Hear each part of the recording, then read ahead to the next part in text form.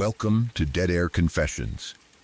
Late at night, when the streets are empty and the signal begins to fade, people start sharing the things they never say out loud. The strange call they received, the person they saw standing outside, the night they realized they were not alone. Tonight, you will hear stories from people who carried those memories for years. Before we go on air, leave a comment and tell me where you are listening from tonight. And if you enjoy true scary stories with a quiet, late-night feel, subscribe to Dead Air Confessions. Turn the volume down low. The line is open.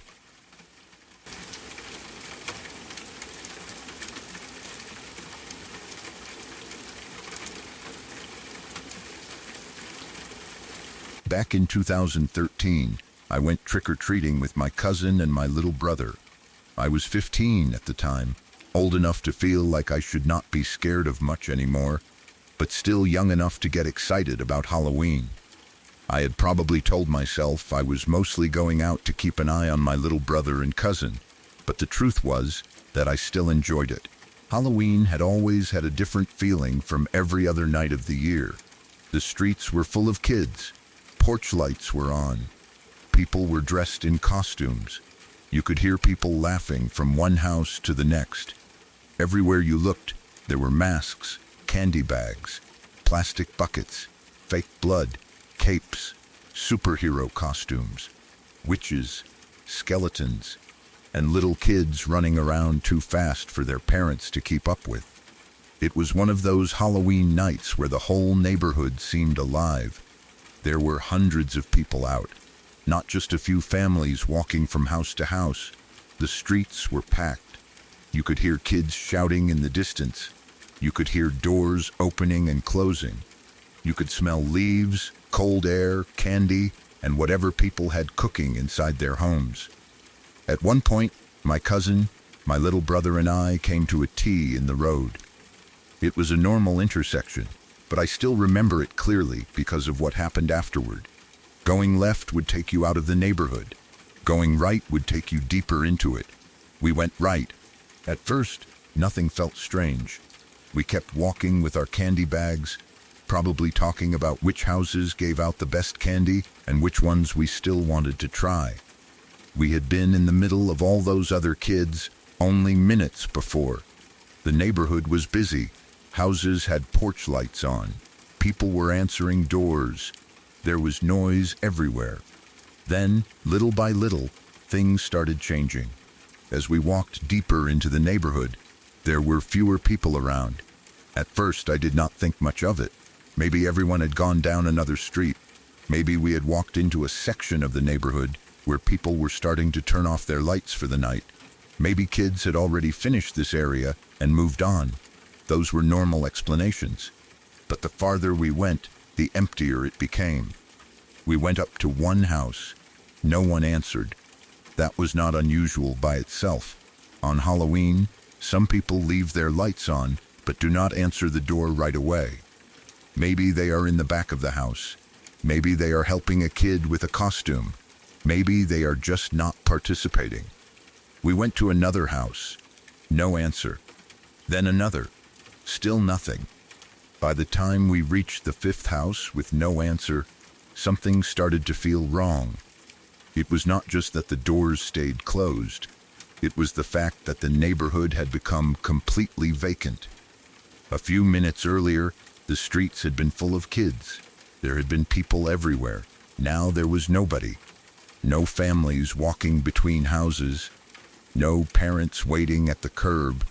No groups of teenagers laughing too loudly. No younger kids running from porch to porch. No cars pulling up. No doors opening. No voices. Nothing. It was like we had crossed some invisible line at that T in the road and stepped into a different version of the neighborhood. I remember stopping and looking around.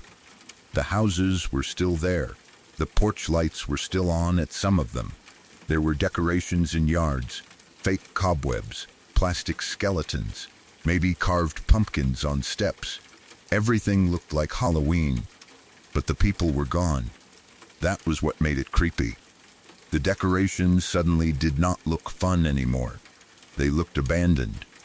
A fake skeleton in a yard was just a fake skeleton, but when no one else was around, it seemed like it could be something else. A dark window looked darker. A front porch looked farther away. A house with no lights in it looked empty in a way that made you wonder whether anyone had ever been inside. My cousin and little brother were still with me, and I tried not to let them see that I was getting nervous. I was the oldest one there. I did not want to say, "Something is wrong." I did not want to scare my little brother, so I kept walking, but the feeling was already starting to settle in. The neighborhood was too quiet, not normal quiet, not the kind of quiet you get after trick-or-treating starts winding down. It felt empty in a way that made the air itself seem different. The wind was blowing harder by then. I remember hearing it move through the trees. The branches bent and shook above us. Leaves scraped along the road. Decorations rustled against porch railings. The wind made the neighborhood sound hollow, like there was nothing inside the houses except darkness and old furniture. Then a flock of birds passed overhead. I remember looking up and seeing their shapes moving against the night sky. They were dark birds, and I could have sworn they were crows. Maybe they were not. Maybe they were some other kind of bird that only looked dark in the night. But at the time, they looked like crows. There was something about the way they passed over us that made the whole moment feel even stranger. The wind was howling. The trees were moving. The birds crossed the sky. And then everything stopped. Not slowly. Not like the wind died down over a few seconds. It was instant. The trees froze. The leaves stopped moving. The wind disappeared. The birds were gone from sight. The sounds of the neighborhood vanished. Everything went silent. I do not mean quiet. I mean silent. There is a difference. Normal quiet still has something in it. You can hear distant traffic, insects, a dog barking, someone talking far away, a television through a window, leaves shifting, anything. This was nothing. Pure silence. It felt like someone had shut off the world. I stood there, holding my candy bag, not knowing what to say. My cousin and little brother were quiet too. I remember the strange pressure in my ears, like the silence had weight. The trees were still. That was one of the details that scared me the most. The wind had been strong enough to move branches and blow leaves across the street. Then suddenly, every branch seemed frozen in place. The trees looked like they had been turned into a picture. I remember staring at them, waiting for the wind to come back. It did not. For a few seconds, none of us moved. Then I turned around, and I saw someone standing in the middle of the street. At least, I thought it was someone. It was a shadowy figure shaped like a person. I could not make out clothes. I could not see a face. I could not see hands or hair or anything that would let me say whether it was a man, a woman, or somebody wearing a costume.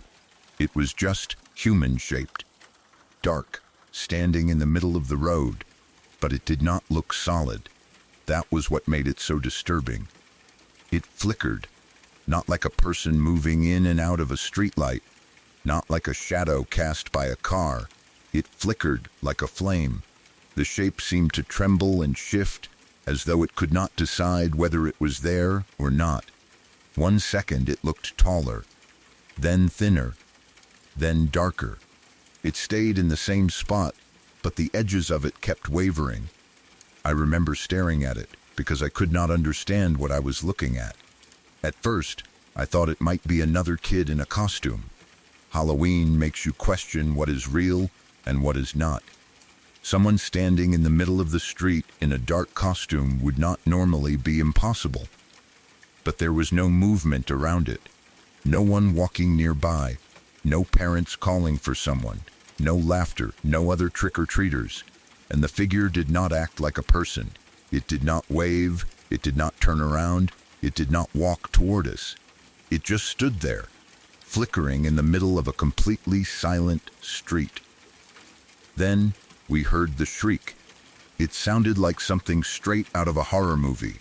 It was high, harsh, and sudden. Not a normal scream, not somebody joking, not a kid trying to scare us. It came from somewhere around us, but I could not tell exactly where. The sound cut through the silence so sharply that I felt it in my chest. My little brother started crying, my cousin froze, and then, all at once, everything went back to normal. The trees started moving again. The wind came back. The leaves rushed across the road. The sounds of the neighborhood returned. And suddenly, kids were everywhere again. It was like someone had pressed play. Groups of children came running down the street. Parents appeared on sidewalks. Voices filled the air. Doors opened. Candy bags rustled. Someone laughed nearby. I could hear all the normal sounds of Halloween again. The neighborhood was alive. The figure was gone. There was nothing in the middle of the street. No person, no costume, no shadow. Nothing. For a second, I thought maybe I had imagined it. Maybe the silence had been in my head. Maybe I had gotten scared by the empty street and turned a shadow into something human-shaped. Maybe the shriek had been a decoration, a car alarm, a distant sound, or someone playing a prank. Maybe everything had happened too fast for my brain to understand it properly. But then I looked at my cousin. She was frozen in fear. She looked like she had seen something too. And my little brother was crying hard, not just startled, but fully terrified. He was bawling his eyes out. That was when I knew I was not the only one who felt something was wrong. I do not know if they saw the exact same thing I saw. I do not know whether they saw the shadowy figure, heard the shriek, or only felt the silence and the sudden change in the neighborhood. But they were scared, really scared. And that was enough for me. We were done after that. No more trick-or-treating, no more knocking on doors, no more walking deeper into the neighborhood. I did not care about candy anymore. My little brother did not care about candy. My cousin did not care either. We wanted to leave. I remember moving quickly after that, probably trying to act calm, even though I was scared myself. I was 15, and I felt like I was supposed to be the one who kept everyone together. But inside, I was shaken. I kept looking over my shoulder. I kept watching the middle of the street.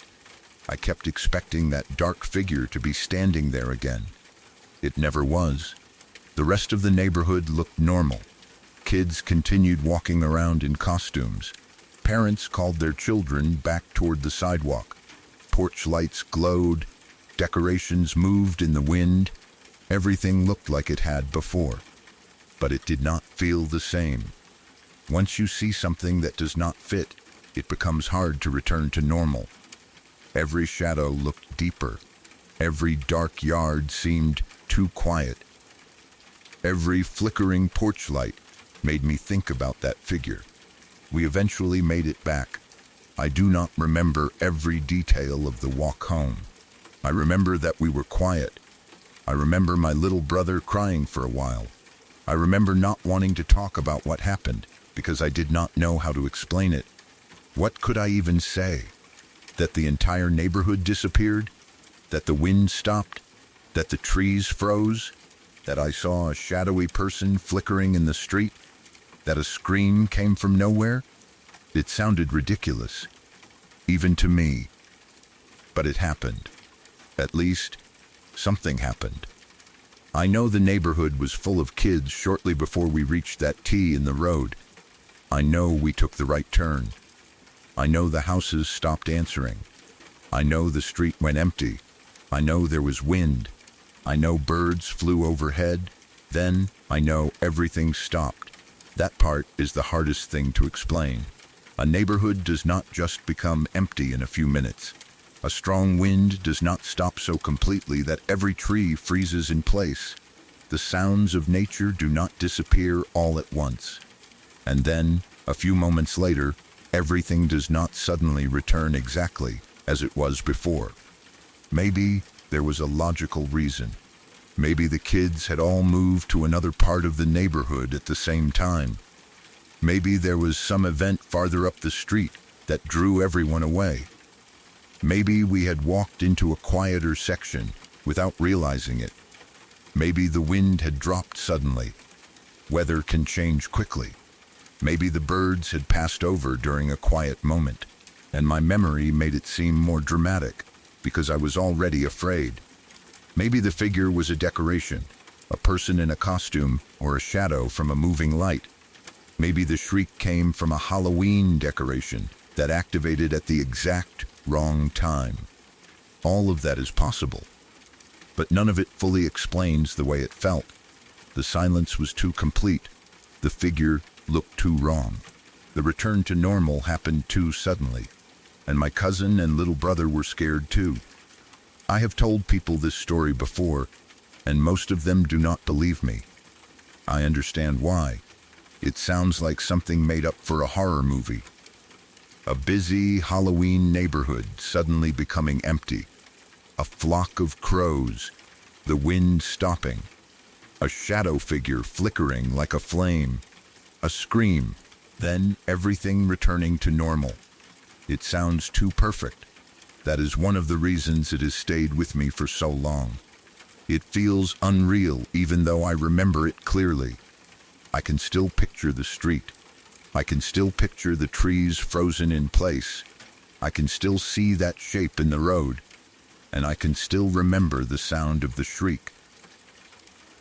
It has been more than a decade, but I remember it as if it happened yesterday. I remember the cold feeling in my chest. I remember the way my cousin looked when I turned toward her. I remember my little brother crying.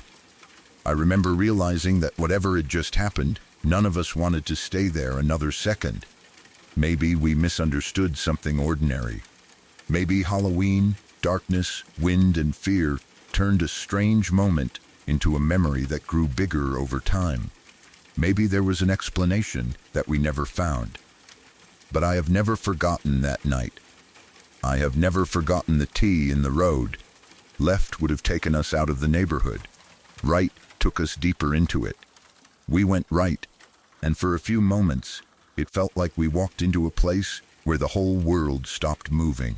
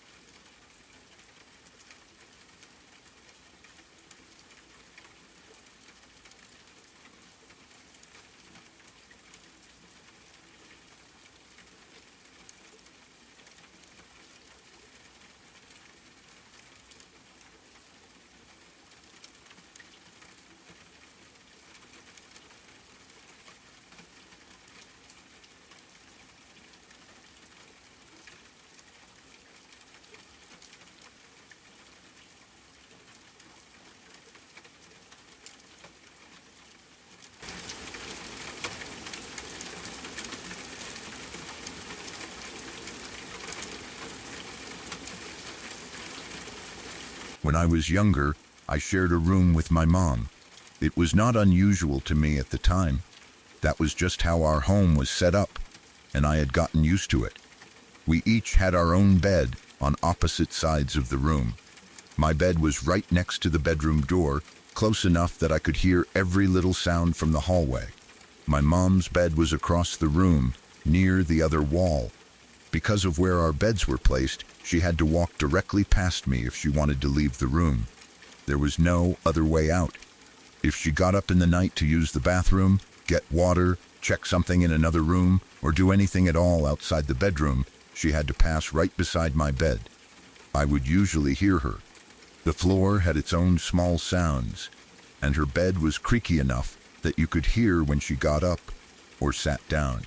That is why I remember this night so clearly. I was awake in bed with my laptop.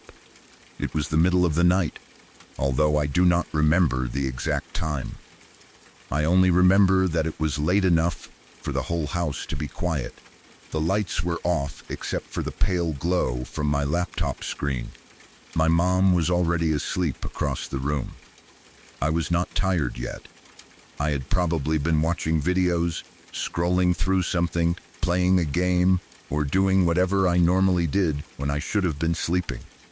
The laptop screen made the room look strange in the dark. It cast just enough light for me to see the outlines of furniture and part of the floor, but not enough to make the room feel fully lit. I could see my mom's bed across the room. I could see the shape of her blanket. I could hear her breathing. Everything felt normal. It was one of those quiet late-night moments where the rest of the world seemed shut down. There were no voices from other rooms, no television, no cars passing outside, no one moving through the house. Just the soft hum of my laptop and the occasional tiny sound from the building settling. I was looking at my screen when I noticed movement. At first, I thought my mom had just shifted in her sleep. That happened sometimes. People roll over. They sit up for a second. They adjust their blanket. They wake up halfway, look around, then lie back down. There was nothing unusual about someone moving in bed, but then she sat straight up, not slowly, not in a sleepy way. She just sat up suddenly.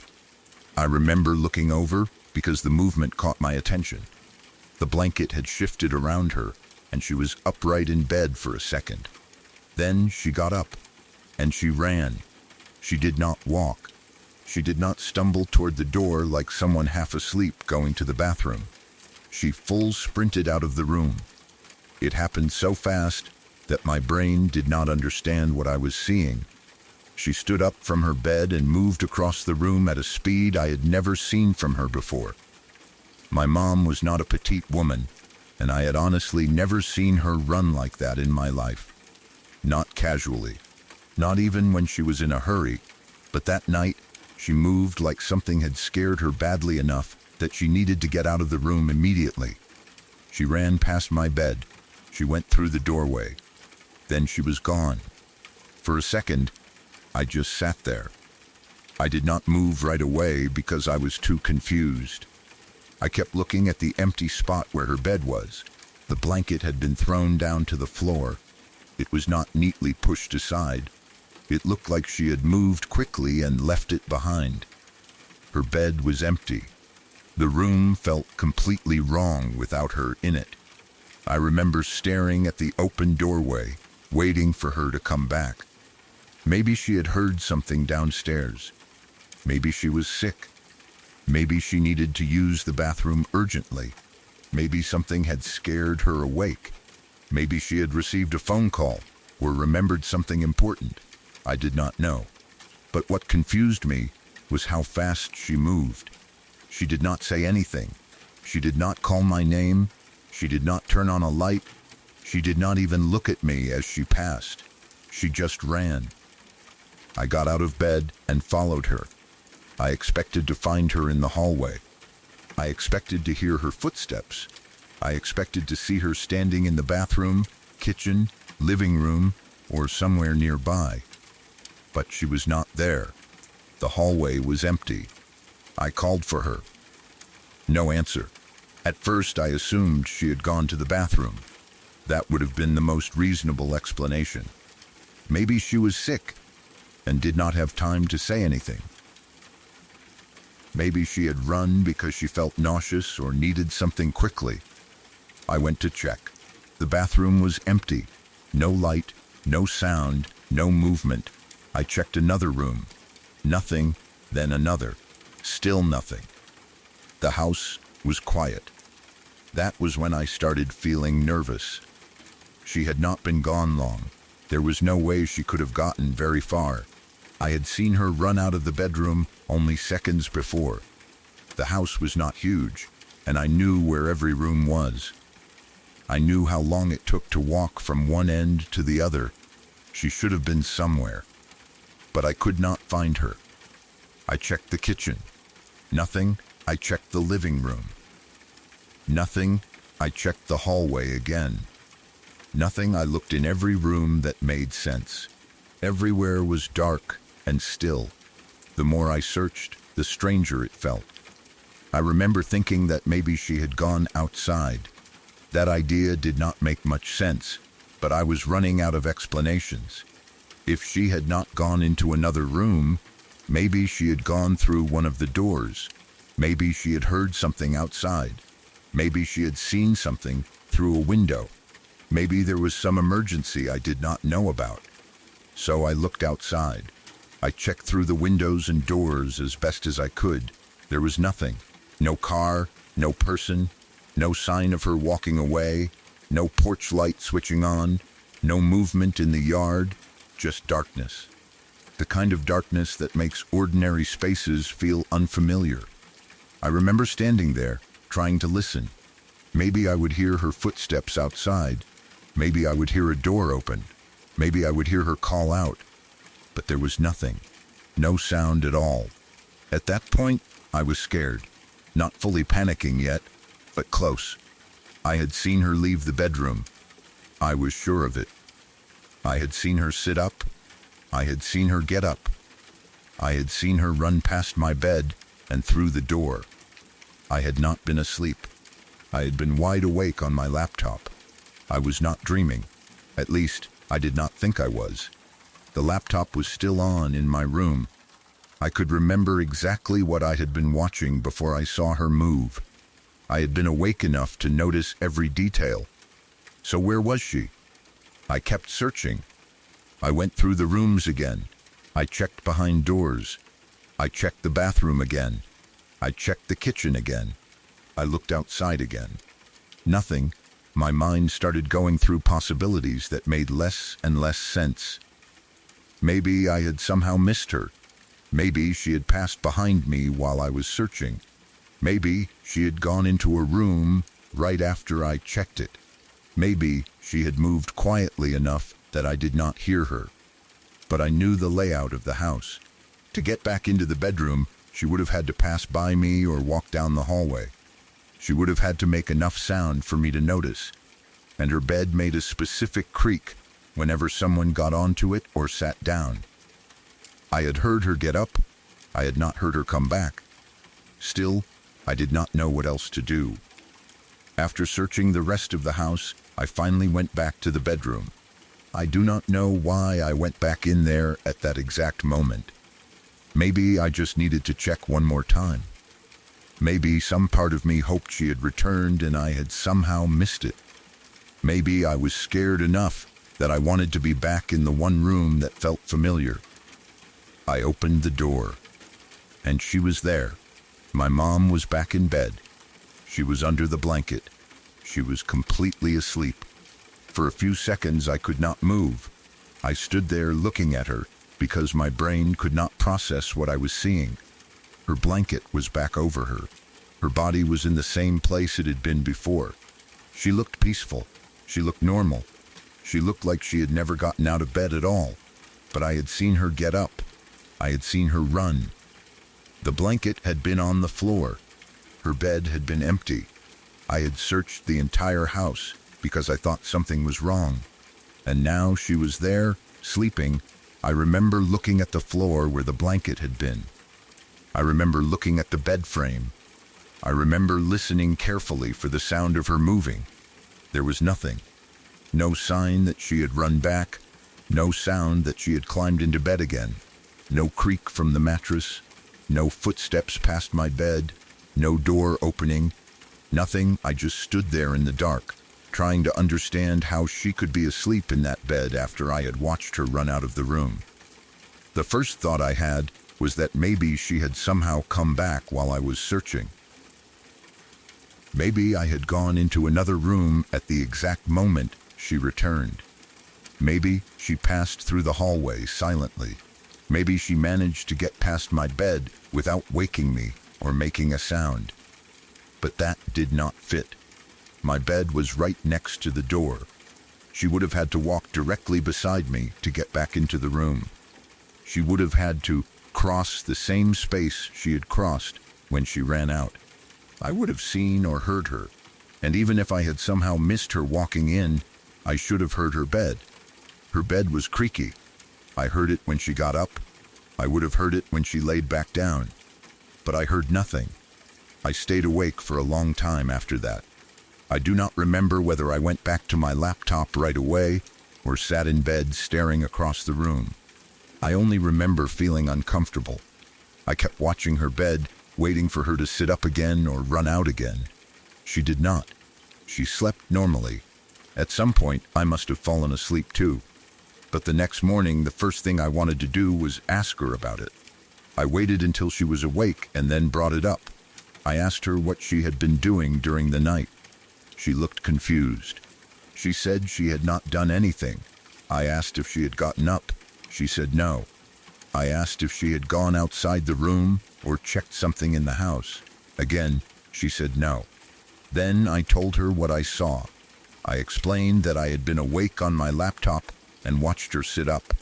I told her that she ran out of the bedroom so fast that I thought something was wrong. I told her that I searched every room and even looked outside. I told her that when I came back, she was asleep under the blanket as though she had never moved.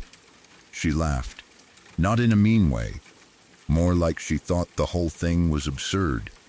Then she said something like, "A ghost pranked you." That was it. She did not seem frightened. She did not seem worried that she had done something in her sleep. She did not remember getting up. She did not remember leaving the room. She did not remember anything unusual happening that night. She just laughed and said a ghost must have pranked me. Then we never really talked about it again. That answer did not help me. In some ways, it made it worse. I know she was probably joking. She may have said it because she did not know what else to say.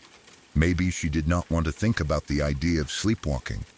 Maybe she believed I had been tired and imagined it.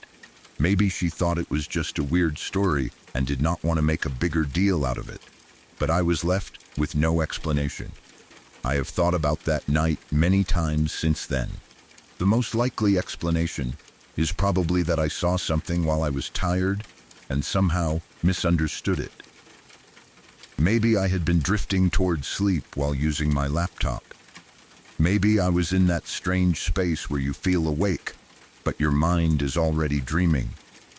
Maybe I saw my mom move in bed, then dreamed the rest. Sleep can do strange things. People can have vivid experiences in the middle of the night. You can hear sounds that are not there. You can confuse dreams with reality. You can see someone in a room and later realize you were not fully awake. That is possible, but I always come back to the details. I remember my laptop. I remember the screen light. I remember her blanket falling onto the floor. I remember her bed being empty. I remember standing in the hallway calling for her. I remember checking the bathroom, kitchen, living room, and outside. I remember how empty the house felt. And I remember returning to the bedroom and seeing her asleep under the blanket. The memory is too clear to feel like an ordinary dream. Another possibility is that my mom sleepwalked. Maybe she got up in her sleep, ran out of the room, wandered around, and somehow returned to bed before I found her. That would explain why she did not remember it. People can sleepwalk without remembering. They can get up, move through a house, speak, do strange things, and later have no memory at all. But that explanation also has problems. She would have had to return to the bedroom without passing me, or she would have had to move past me quietly enough that I somehow missed her, and she would have had to get back into her creaky bed without making a sound. I know it is possible that I missed something. I know memories are imperfect. I know that in a dark house, scared and tired, your brain can fill in gaps, but I still cannot make the timeline fit. I saw her leave. I searched immediately. She was nowhere. Then she was asleep in bed again. There was no moment where I saw her return. No moment where I heard her return. No moment where I heard the bed creak. That is what has always bothered me. It was not just that I thought I saw my mom run out of the room. It was that I followed her. I got up. I searched. I looked everywhere. If I had stayed in bed, I might have convinced myself I had dreamed it. I might have said I saw her leave and then fell asleep again. I might have assumed she came back while I was not paying attention. But I did not stay in bed. I left the room. I checked the house. And then I came back to find her sleeping. The house itself made the whole thing worse. At night, when everyone is asleep, rooms feel different. The kitchen looks bigger. Hallways feel longer. Doors seem darker. Every small sound stands out. I remember walking through the house and feeling like I was the only person awake in the world. The rooms were familiar, but they did not feel familiar. I knew where everything was, but the darkness made it all seem strange. I kept expecting to find my mom standing somewhere, maybe in the kitchen, maybe by a window, maybe in the hallway looking confused. But I never did. There was no sign of her. Only the empty bedroom, the fallen blanket, and then later, her asleep in bed again. I have never seen her do anything like that since. She has never run out of her room in the middle of the night. She has never told me she sleepwalks. She has never mentioned waking up somewhere strange or doing something she did not remember. Nothing similar ever happened again. That almost makes it harder to understand. If it had happened more than once, I could say it was a pattern. Maybe she had some kind of sleep issue. Maybe she moved around at night sometimes. Maybe I had simply never noticed before. But it was one night, one strange moment, then nothing. I still wonder whether I really...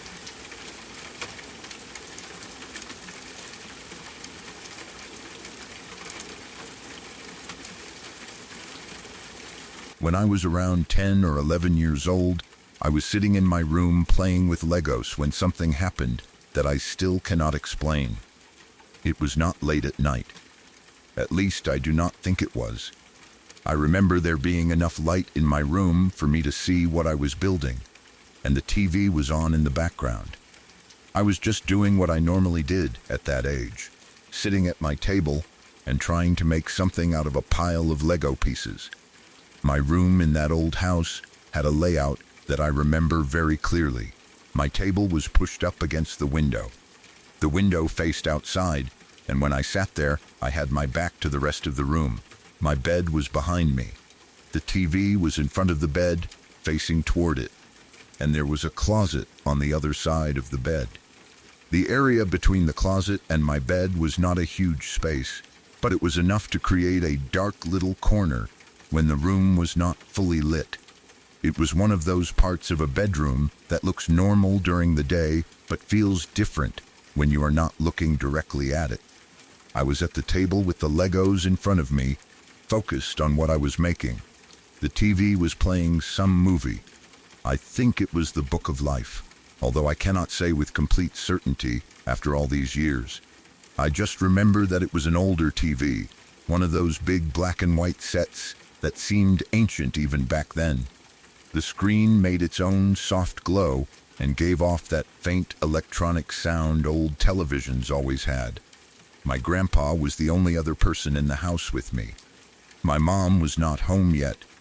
I think she was at work. Grandpa's room was across from mine, not right beside it, but close enough that I knew if I called loudly enough, he would hear me. At first, everything was completely normal. I had Lego pieces spread out across the table. There were little bricks, wheels, flat pieces, tiny figures, and parts that did not seem to belong to anything until you found the right way to use them. I was probably making some random building, vehicle, or creature. At that age, I could sit and play for a long time without thinking about anything else. The TV was running in the background. The house was quiet. Grandpa was somewhere else in the house. Then I heard crying. Not talking, not a sound from the movie. Crying, it sounded like a child crying. The sound was so sudden that I froze immediately. I remember my hands stopping over the Lego pieces. I did not drop anything. I did not turn around. I just sat completely still at the table, staring ahead at the window. For a few seconds, I tried to convince myself it had come from the TV. That was the first thing I thought. Movies have crying scenes. Kids cry in movies. People scream, argue, laugh, and make all kinds of sounds. Maybe I had not been paying attention to the movie, and something sad had happened on screen. But the more I listened, the less that explanation made sense. The crying did not sound like it was coming from the TV. It sounded too close. It did not sound flat or distant like audio from an old speaker. It sounded real, like someone was physically in the room with me. That was when I started feeling scared. I remember trying to listen carefully without moving. The crying was not coming from my grandpa's room either. His room was across from mine, and I knew the sound of his voice. I knew what it sounded like when he walked around or watched something on TV. This crying was not coming from outside my door. It was not coming through the hallway. It was in my room. At least, that was what it felt like. The sound seemed to be coming from behind me, between my bed and the closet. That was the worst possible place for it to be, because I could not see that part of the room without turning around. I was facing the window and my Lego table with my back toward the crying. I knew the bed was behind me. I knew the closet was off to one side, and somewhere in that space between them, a child seemed to be crying. I cannot explain how terrified I felt. I had been scared before as a kid. I had been scared of the dark. I had been scared of bad dreams. I had probably been scared by movies or strange noises outside. But this was different.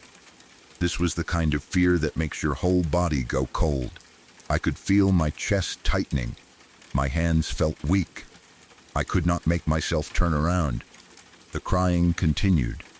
It was not loud enough to sound like someone screaming at the top of their lungs. It was more like sobbing. The sound of a child upset, frightened, or in pain. It had that broken rhythm of someone trying to breathe while crying. Every time I heard it, I felt worse. I started crying too. I could not stop myself. I was terrified because I knew there should not have been another child in the room. There was nobody else in the house except me and my grandpa. There was no younger cousin visiting. No neighbor child. No one hiding in the closet. No reason at all for a child to be crying right behind me. I kept trying to make sense of it. Maybe it was still the TV. Maybe the sound was echoing strangely. Maybe the old television was louder than I thought, and my mind was making it seem close because I was scared. But every time I looked toward the TV, it did not seem to match what I was hearing. The movie was playing, but the crying sounded separate from it. It sounded like it was coming from the darkness behind me. I thought about calling for my grandpa right away, but I was too scared to make noise. That may not make sense now, but when you are a kid and you think something is behind you, sometimes you freeze instead of running. Part of you thinks that if you do not move, whatever it is will not notice you. You start believing that staying still is safer than turning around. So I sat there. I kept my eyes fixed on the desk. I stared at the Lego pieces in front of me, but I could not focus on them anymore. The little plastic bricks looked strange. The room felt unfamiliar. Even the light from the TV felt wrong. Everything that had been normal only minutes before had become part of this terrifying moment. The crying kept going. I tried to figure out whether it was getting closer. That was what bothered me the most. I could not tell. It seemed to be in the same area, somewhere between the closet and the bed. But sometimes it sounded like it was right beside me, and other times it seemed slightly farther away. I did not know whether it was moving. I did not know if it was just the way the sound carried through the room. I kept listening for footsteps. I kept waiting to hear the floor creak. I kept expecting to feel someone touch my shoulder. Nothing like that happened. There was only crying. But the crying was enough. I remember being too afraid to turn around because I did not want to see who or what was making the sound. I had this horrible feeling that if I looked back, there would be a child standing there, or sitting on my bed, or crouched in front of the closet. Or maybe there would be nothing at all, and that would somehow be even worse. I did not know what I was more afraid of: seeing something impossible, or turning around and finding an empty room while the crying continued. The sound went on for what felt like forever. It may have only been a few minutes. It may have been less. But when you are terrified, time stretches out. Every second becomes long. You notice every sound. You notice your own breathing. You notice your heartbeat. You notice the silence between sobs. I remember thinking, why is this happening? Why am I hearing this? Why is there a child crying behind me? I could not understand it. I knew I was not dreaming because I had been playing with Legos. I knew I had been awake. I had been watching the movie. I had been sitting at the table. Everything had been normal before the crying began. Still, I wondered if I was imagining it. Maybe fear was making something ordinary sound worse than it was.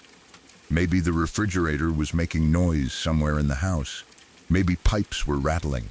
Maybe the TV was playing a scene I did not understand. Maybe I was hearing something from outside, like a distant child crying through an open window. But none of those explanations felt right. The crying sounded too close. It sounded like it was right in that space behind me.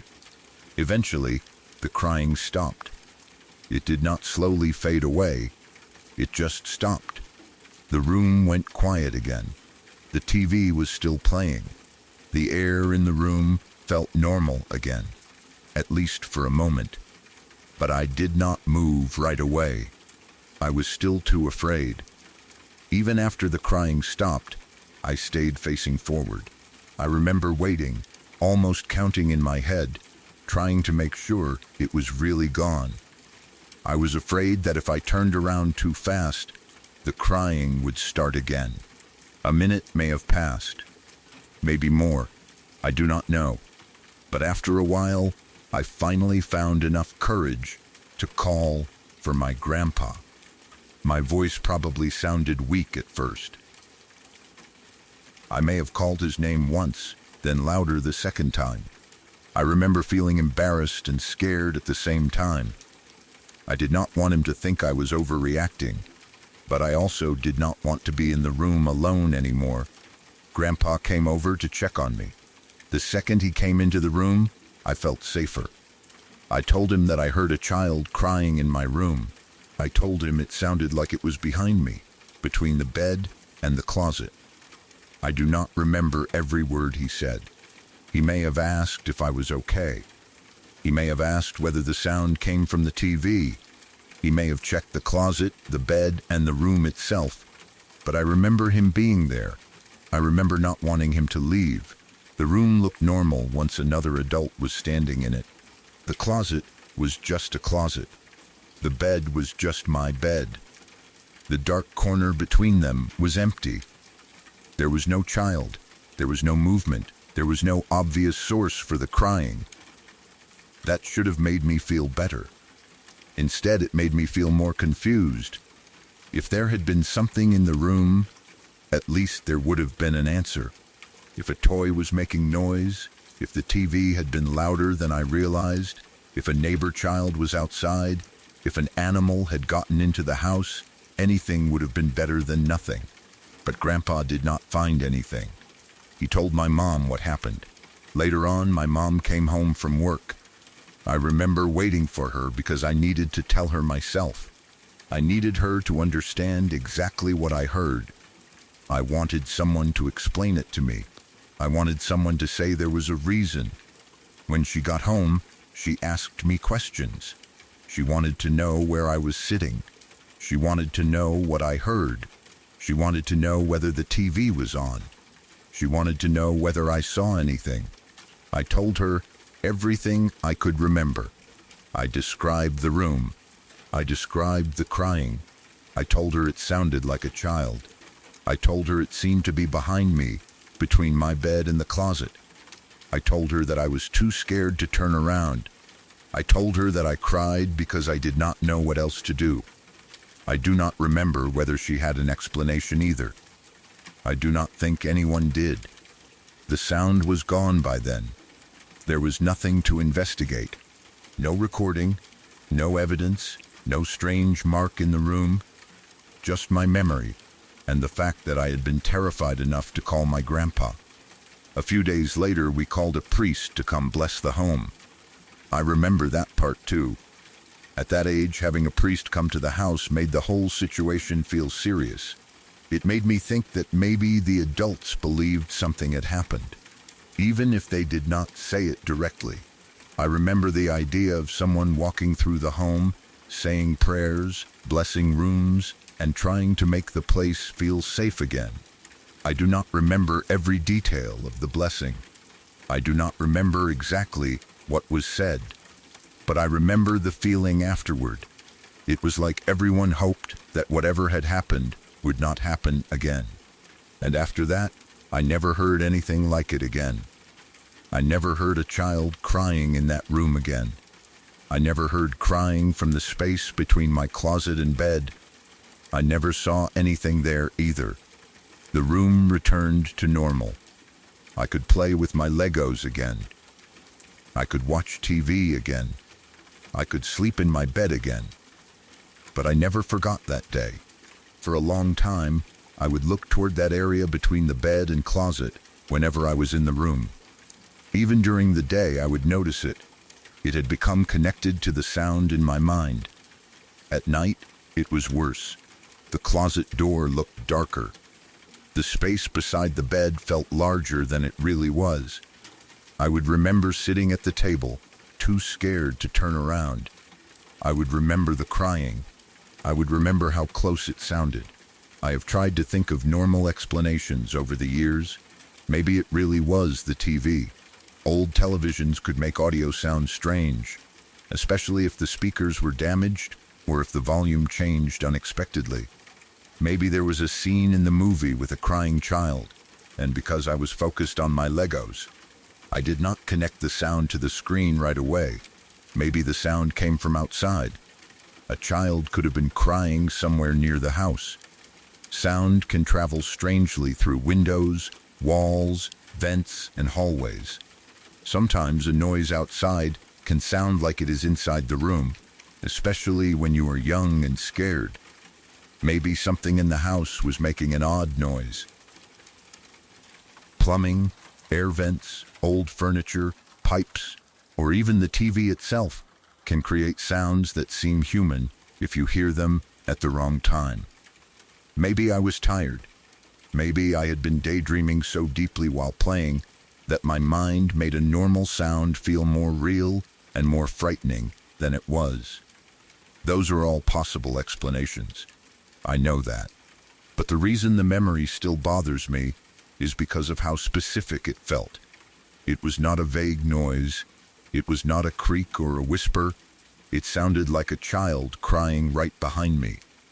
And I remember the feeling of knowing the sound was coming from a place I could not see without turning around. That is what I cannot shake. I never saw a child. I never saw a shadow. I never saw anything move. I only heard crying. But sometimes hearing something is worse than seeing it, because your imagination fills in everything else. When you cannot see the source, your mind starts making possibilities. Maybe there is a child behind you. Maybe someone is hiding. Maybe something is standing next to your bed. Maybe the closet is open. Maybe there is no one there at all, and the sound is coming from nowhere. At 10 or 11 years old, I did not have the ability to calmly tell myself there must be a reason. I only knew I was scared. I remember feeling like I could not breathe normally. I remember trying not to make a sound. I remember not wanting to look over my shoulder. I remember feeling completely alone, even though my grandpa was only across the hall. That is how powerful the fear was. It made the room feel cut off from the rest of the house. Even now, I do not know exactly what happened. Maybe it was something simple that I misunderstood. Maybe the TV really was playing a scene with a crying child, and the sound bounced through the room in a weird way. Maybe a child outside cried at the exact same time I was sitting with my back to the window. Maybe I was tired enough that my brain made the sound feel much closer than it was. Or maybe I heard something that no one else could explain. I do not know. The priest blessing the house did not give me an answer either. It only gave me a sense that my family wanted to make me feel safe again. After that, nothing like it happened in that room again. No more crying, no more strange sounds, no more feeling that someone was standing between the closet and my bed. But I still remember it. I remember the Legos spread across the table. I remember the old TV playing in front of the bed. I remember my grandpa being the only other person in the house. I remember the sound of a child crying behind me. And I remember being too scared to turn around. Years later, I still cannot fully explain it. I do not know if it was paranormal. I do not know if it was imagination. I do not know if it was a sound from the TV, the house, outside, or somewhere else entirely. All I know is that, for what felt like forever, I sat at my desk in my bedroom while something that sounded like a child cried in the dark space behind me. And even after all these years, thinking about it still makes me wonder what would have happened if I had turned around.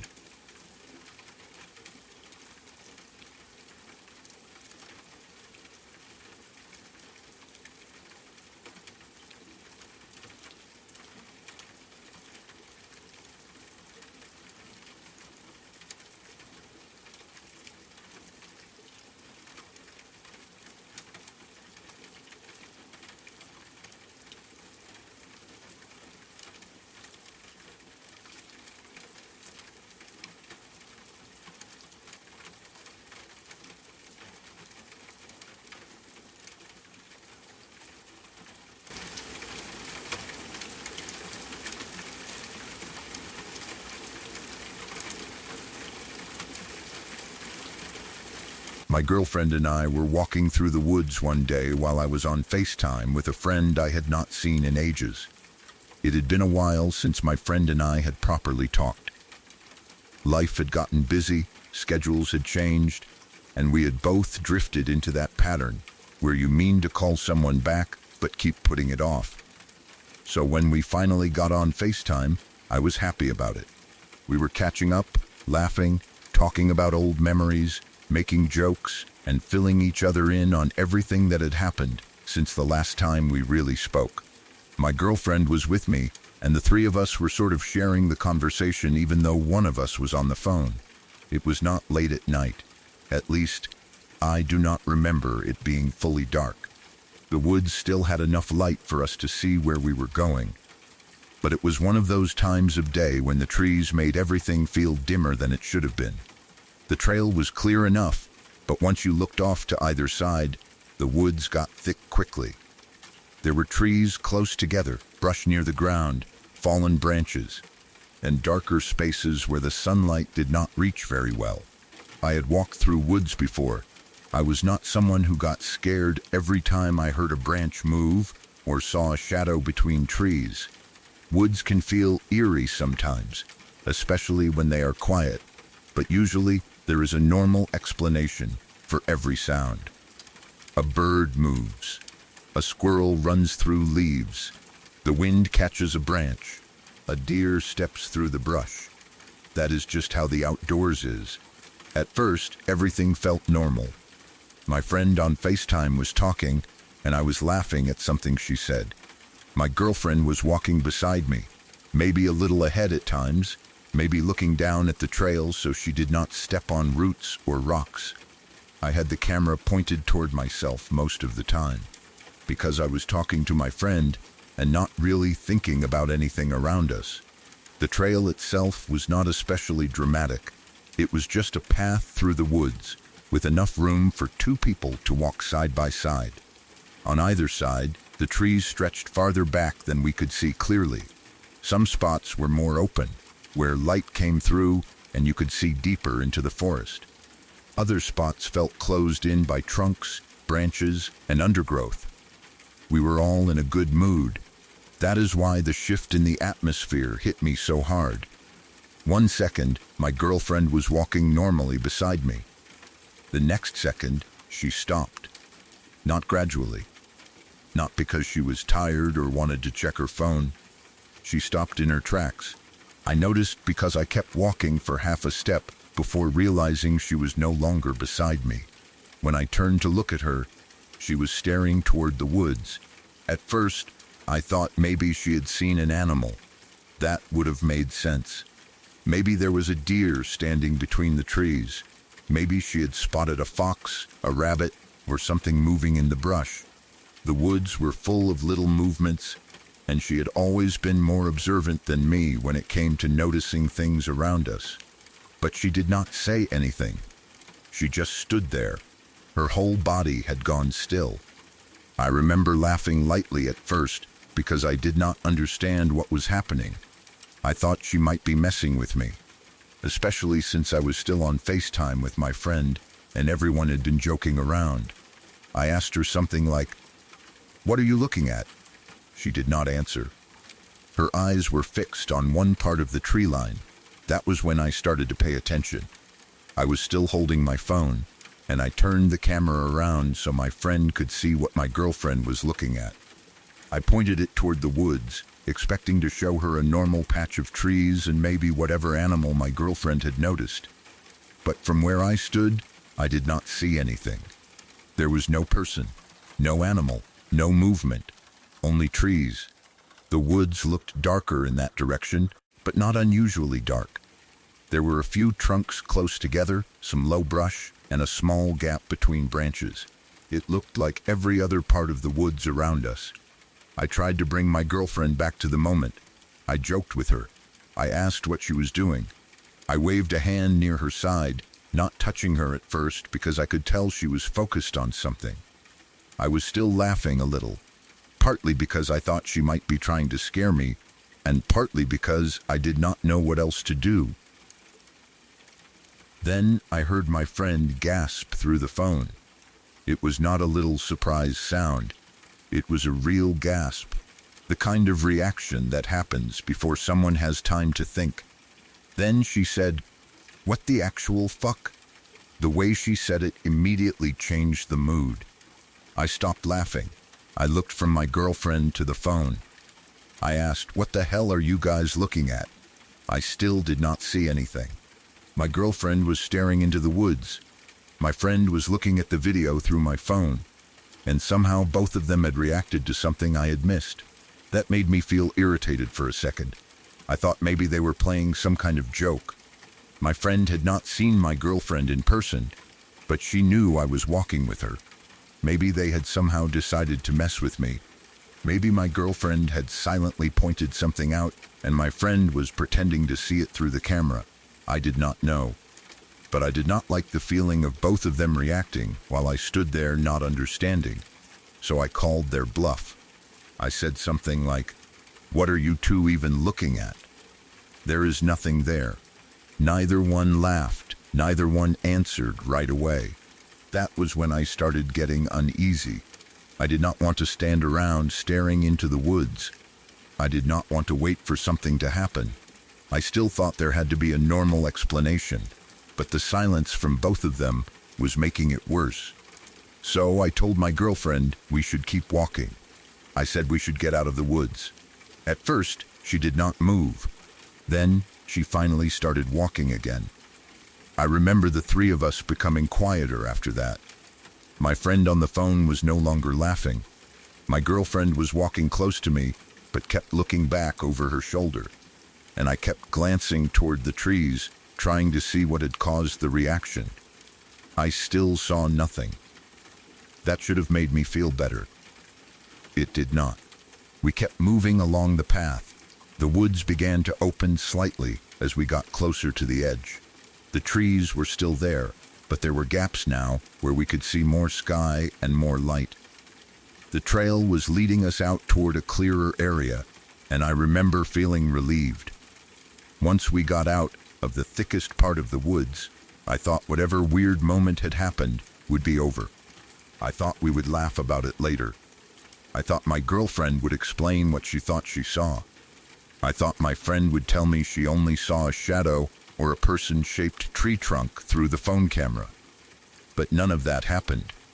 We were walking near the edge of the woods now, where the trail ran alongside the tree line. The trees were on one side, and the more open area was on the other. I was facing my girlfriend as we talked. I do not remember exactly what I was saying. Maybe I was trying to lighten the mood. Maybe I was asking her again what she had seen. Then I looked past her, just over her shoulder. That was when I froze. There was a woman standing at the tree line. At least, that is what she looked like. She was partly hidden behind a tree at first, with only part of her body visible. Her hair looked long, messy, and straggly. It hung around her face in uneven pieces, as though it had not been brushed in a long time or had been blown around by wind. She was wearing a brown dress, not a modern jacket or hoodie, not jeans, not clothes that looked normal for someone walking through the woods. A brown dress. I remember noticing the color because it blended into the trees and dead leaves around her, but not enough to hide her. It was dull and earthy, almost the same shade as the trunks and dirt, which somehow made it worse. She was peeking out from behind the tree, not standing openly in the path, not walking along the edge of the woods. Peeking, that was what terrified me. There was something about the way she was positioned that did not feel natural. It looked like she had been watching us from behind the tree and had not expected to be noticed. For a second, I thought I was seeing a person who needed help. Maybe she was lost. Maybe she was injured. Maybe she was someone walking through the woods and had stopped when she heard us. But then she stepped out from behind the tree. Slowly, she did not call out. She did not ask for help. She did not look confused. She did not act surprised that we had seen her. She stepped into view and waved. Then she smiled. I do not know how to describe that smile without sounding dramatic. It was not a normal smile.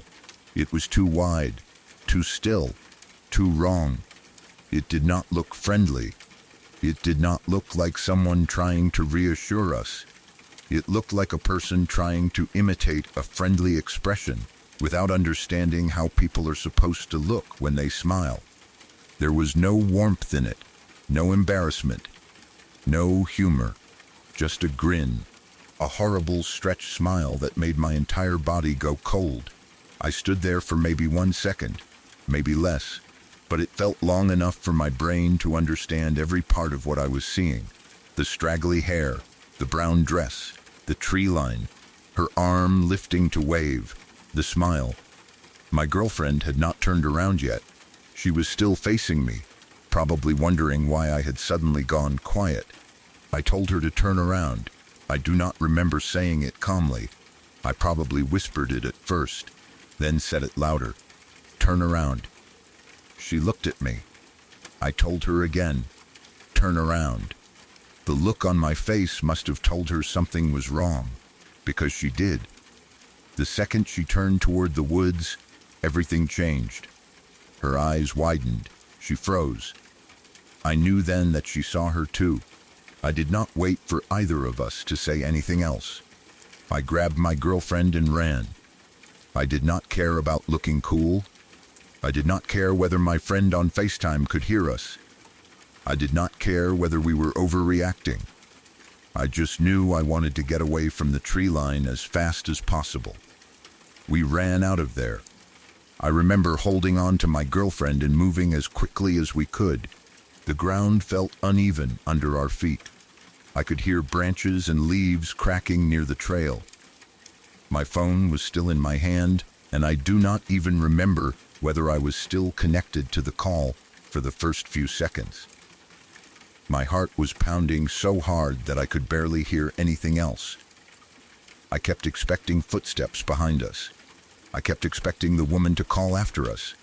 I kept expecting to hear laughter from the trees. Nothing happened. But when you are running from something you do not understand, silence can be almost as frightening as noise. We did not stop until we were far enough from the woods that we could see open space and other signs of normal life. I remember checking behind us. There was nobody there. No woman in a brown dress. No person following. No movement in the trees. Just the woods. Just the same tree line we had been walking beside moments earlier. My girlfriend was shaken. I was shaken. My friend was still on FaceTime. I do not remember every detail of what we said afterward, but I remember that none of us knew what to make of it. I asked my girlfriend what she had seen. She described the woman. I asked my friend what she had seen through the phone. She had seen something too, or at least enough to make her gasp and swear when I first turned the camera toward the woods. That was the part that bothered me most. My girlfriend saw something first. Then my friend reacted over FaceTime. Then I saw the woman later at the edge of the woods. It was not just one person getting scared by a shadow.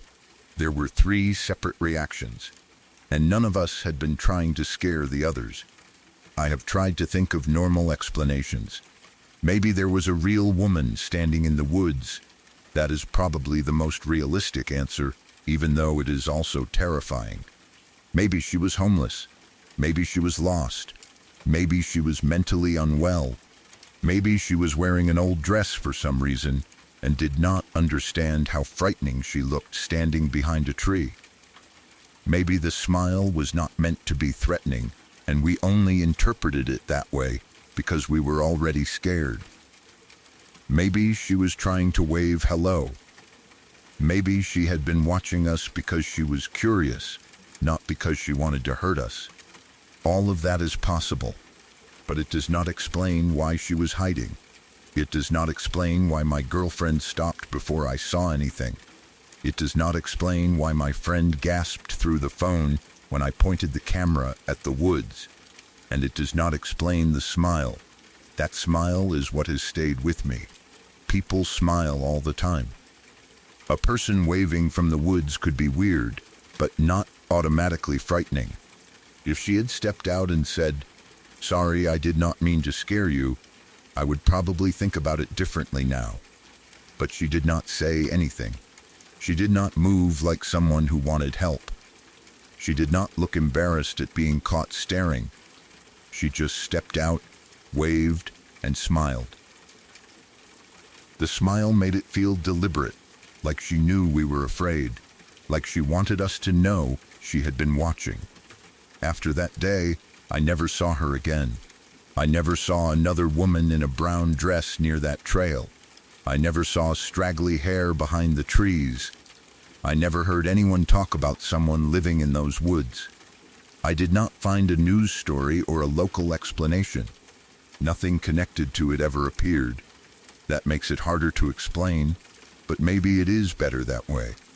I do not know what I would have done if I saw her again. I do not know whether I would have called the police, walked away, tried to get help, or just run like I did the first time. I know some people would say it was just a person. And maybe it was. Maybe the woods made her seem more frightening than she was. Maybe the shadows made her clothes look older. Maybe her hair looked strange because of the wind. Maybe her smile was only a bad angle. Or maybe she was trying to be friendly and had no idea how she looked. But I cannot fully accept that explanation. Not because I want it to be supernatural. I do not. The idea that it was a real person standing alone in the woods, watching strangers walk by and hiding behind a tree, is honestly worse. That is what I keep coming back to. Whatever she was there. My girlfriend saw her. I saw her. My friend reacted to something before I did. And when she stepped out from behind that tree, she did not behave like someone who had simply been caught on a walk. She behaved like she had been waiting. That is why I still think about it. We had been laughing only a few minutes earlier. I was happy to be talking to an old friend again.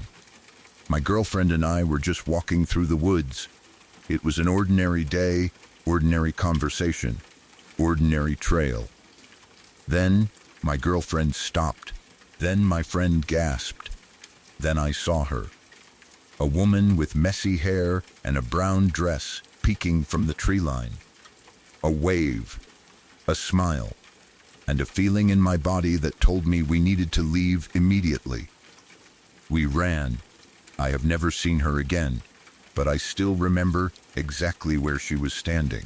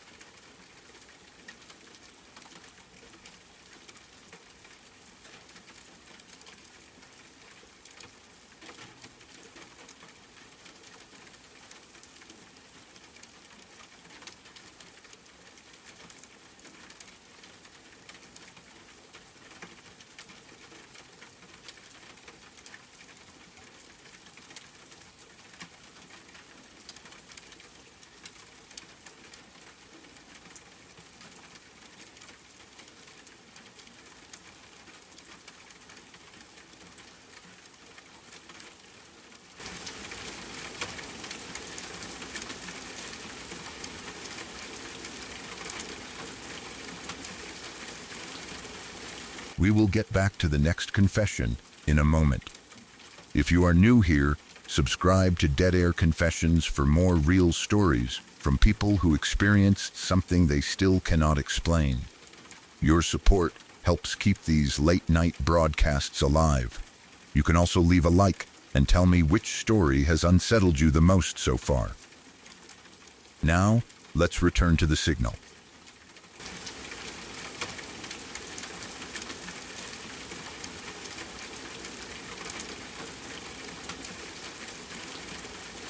When I was staying at my friend's property, we were sleeping across the street from his parents' house in a small shed that had been converted into a little living space.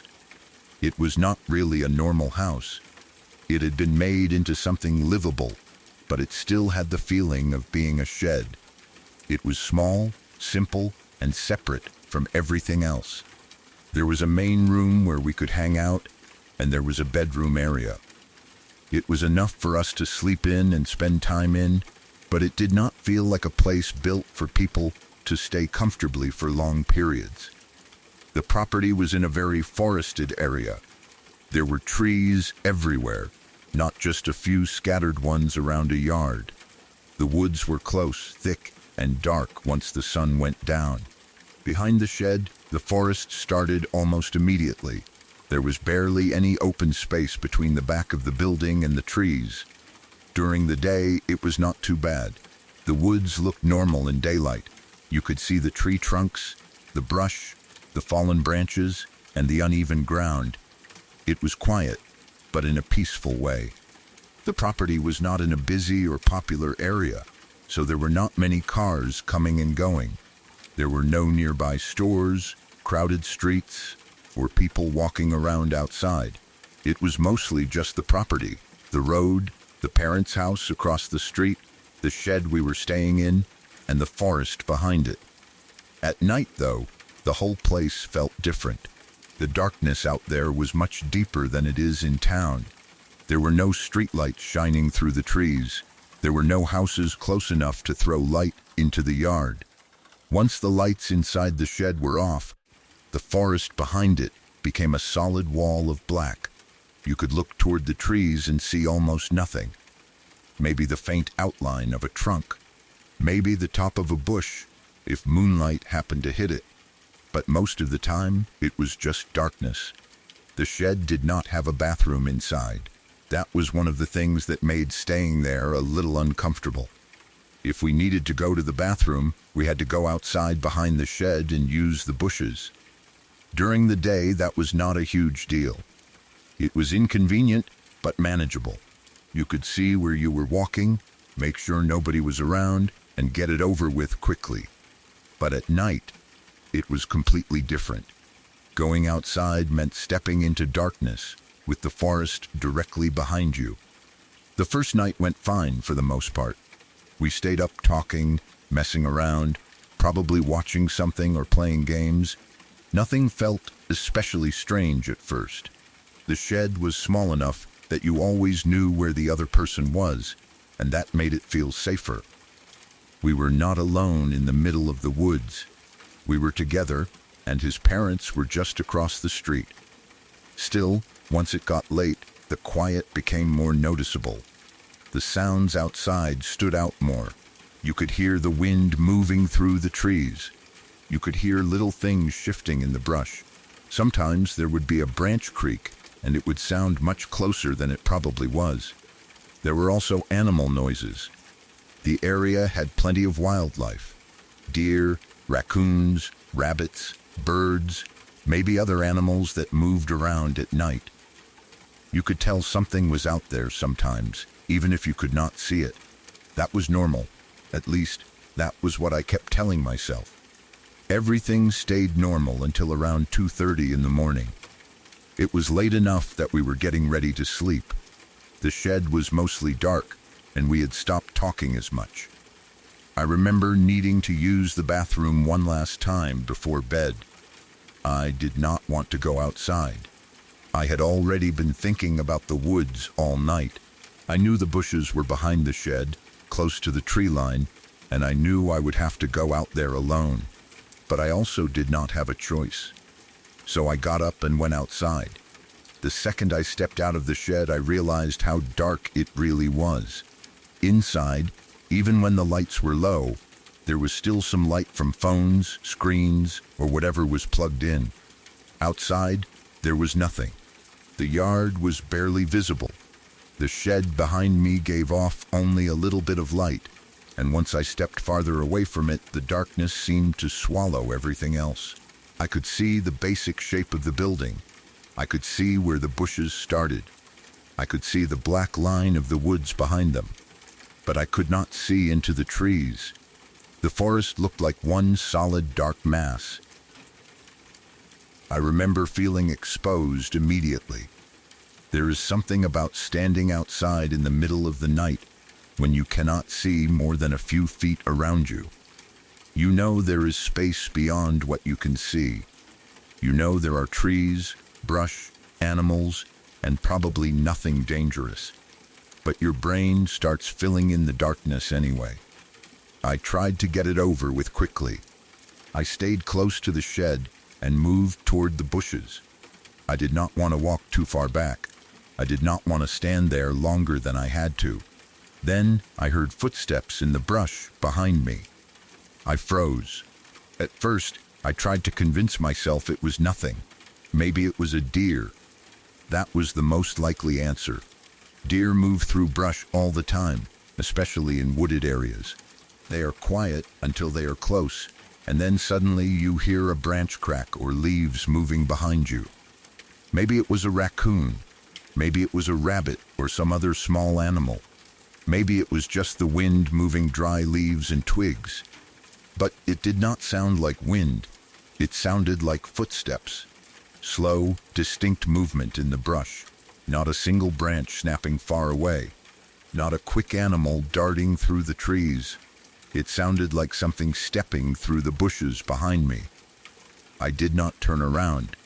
I know that might sound strange, but I was too scared to look. I had the feeling that if I turned and pointed my eyes into that darkness, I would see something looking back at me. Instead, I finished as fast as I could and ran. I sprinted back inside the shed. I did not walk quickly.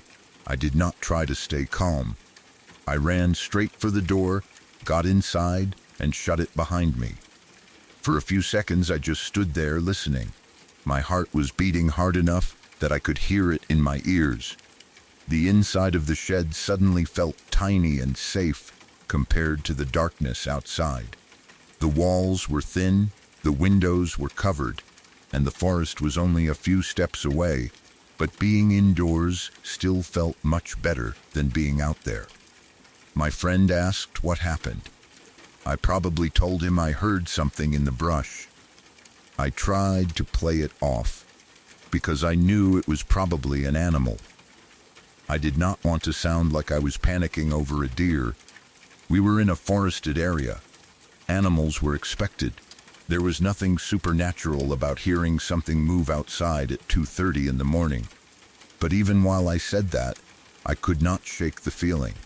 The timing felt wrong, the sound felt too close, and the fact that I was alone, standing near the bushes with a wall of forest behind me, made everything feel worse than it probably was. Eventually, we went to sleep. The next day was normal.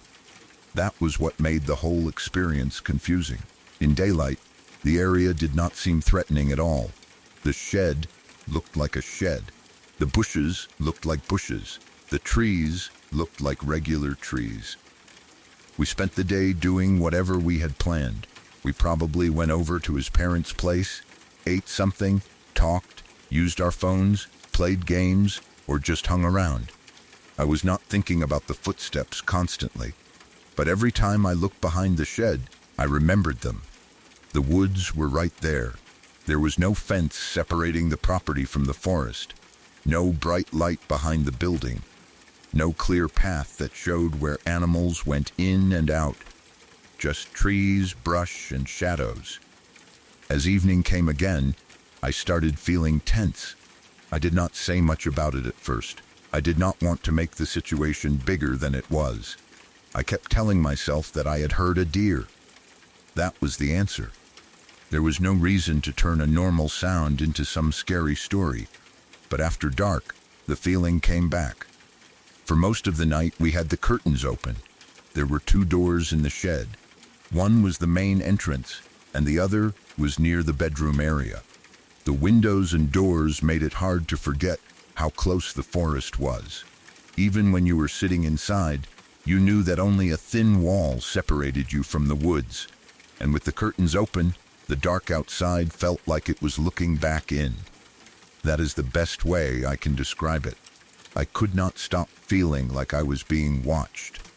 It was not based on seeing anything. I did not see a face in the window. I did not see someone standing between the trees. I did not hear knocking on the door. Nothing obvious happened. But every time I looked toward the dark window, I felt like someone or something could be standing just beyond the light, watching us from the edge of the trees. It is easy to say that is just paranoia when you are indoors. But when you are in a small shed behind a house, surrounded by forest, the darkness does not feel distant. It feels close. It feels pressed against the windows. I kept noticing little sounds outside. A branch shifting, leaves moving, something brushing against the brush near the back of the shed. Sometimes I would hear a noise and immediately look toward the curtains, expecting to see movement. But there was never anything there. My friend did not seem as worried as I was. He thought I was overreacting. And honestly, maybe I was. He had grown up around that property. He knew the woods. He knew there were animals out there. He probably heard noises every night and never gave them a second thought. For him, it was normal. For me, it felt different because I was not used to sleeping so close to the forest. Still, the feeling kept getting worse. I would be talking to him, then suddenly lose track of the conversation because I heard something outside. I would look at the curtains and feel my stomach tighten. I would think about the footsteps from the night before. I would remember how close they sounded. Eventually, I told my friend that I wanted to check. I did not want to keep sitting inside imagining things. I thought that maybe if we went outside together and looked around, I would calm down. We could shine a flashlight into the woods, see nothing, and prove to ourselves that it was just animals and darkness. So we both went outside. I remember taking the flashlight and pointing it toward the tree line. The beam cut across the yard and hit the first few trees. For a moment, everything in the light looked normal. Tree trunks, bushes, leaves, the ground. But the flashlight could only reach so far. Beyond the first line of trees, there was still darkness. The beam could reveal a few branches and patches of brush, but there were spaces between the trees where the light disappeared completely. It was impossible to see deep into the forest. We looked around. We moved the flashlight slowly from one side to the other. I expected to see an animal, maybe a deer standing still, maybe eyes reflecting in the light, maybe a raccoon in the brush, maybe anything that would explain the footsteps and the feeling of being watched. But we did not see anything. No eyes, no person, no animal, no movement, just the forest. That should have made me feel better. Instead, it made me feel worse, because the darkness was still there. The flashlight showed us enough to prove that nothing was standing right at the edge of the shed, but it did not show us what was farther back. It just reminded me how much of the woods we could not see. We stood there for a little while, shining the light through the trees. My friend probably kept telling me it was fine. Maybe he joked about it. Maybe he told me I was getting scared over nothing. I wanted to believe him. I really did. But I could not completely shake the feeling that something had been out there the night before. Not necessarily something paranormal, not necessarily a person. Maybe it truly was just a deer. But something had moved through the brush behind me at 2:30 in the morning, close enough that I could hear distinct footsteps. And now, standing outside with the flashlight, I could not help imagining it standing somewhere just beyond the beam. We went back inside. The rest of the night was mostly fine. Nothing else happened. No footsteps came right up to the shed. No one knocked on the doors. No strange figure appeared outside. No branches hit the windows. The shed stayed quiet. But the feeling never left. That was the part I could not explain. Even when nothing was happening, I felt uneasy. I could not fully relax. I kept looking toward the curtains. I kept listening to the woods. I kept thinking about how easy it would be for something to stand behind the shed without us seeing it. The forest was close enough that an animal could walk up to the building silently. A person could stand near the tree line. Something could move behind the bushes, and we would not know unless it made a sound. That was probably the real source of my fear. Not ghosts, not monsters, not anything supernatural, just the knowledge that at night the woods are full of things you cannot see. Animals are more active after dark. Sounds travel strangely. The brush can make small creatures sound larger than they are. A deer can sound like a person when it steps on dry leaves. A raccoon can sound like someone moving around near a wall. A branch can scrape against another branch and make a noise that seems close enough to be right outside the door. When you are scared, your mind starts turning every sound into evidence. I understand that now, but at the time, I did not feel logical. I only felt watched. I have thought about it since then. Maybe my friend was right. Maybe I was overreacting. The footsteps were probably from a deer. The property was in a wooded area, and deer were likely around. They can move quietly until they are close. They can stop when they hear you. They can make the brush crack and rustle in ways that sound much bigger than they really are. The feeling of being watched might have come from the open curtains and the darkness outside. When you are indoors with lights on, the windows become mirrors. You cannot see beyond the glass well, but anyone outside could potentially see in. That alone can make you feel exposed. And when you are staying somewhere unfamiliar, your mind is already more alert. You do not know every sound. You do not know the layout well. You do not know which doors stick, which boards creak, or which animals come through the property at night. Maybe I was just uncomfortable because I was in a small converted shed with no bathroom, sleeping close to a forest in an area that did not have many people around. That would be enough to make anyone nervous. But at the same time, I still remember how it felt when I heard the footsteps. The sound was not far away. It was behind me, close enough that I did not want to turn around. And I still remember standing in the shed the next night, looking at the dark curtains and feeling like there was someone just outside. No proof, no clear sighting, no strange voice, no figure in the woods. Just that feeling. The kind that does not go away even after you shine a flashlight around and find nothing. Sometimes the scariest part of being near the woods is not what you see. It is what you cannot see. It is the space behind the trees after the flashlight ends. It is the quiet after you hear a branch snap. It is walking back toward a small building while knowing something could be standing behind you in the brush. Maybe it was only a deer. Maybe it was a raccoon. Maybe it was wind and nerves. I cannot say. But I know that after that first night, I never felt fully comfortable in that shed again. The curtains stayed in my mind. The two doors stayed in my mind. The forest behind the building stayed in my mind. And whenever I think back to that property, the first thing I remember is standing outside at 2:30 in the morning, surrounded by darkness, hearing footsteps in the brush behind me, and running back into the shed without looking back.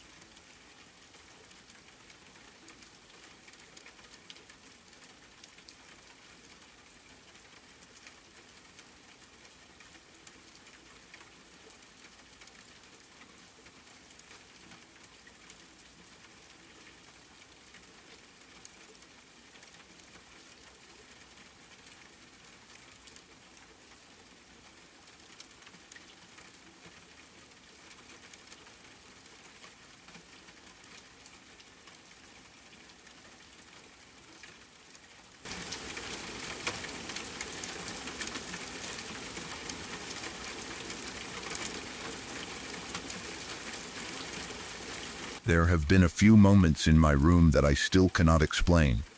They did not all happen on the same night. They were separate experiences, at different times, but they all had the same feeling attached to them.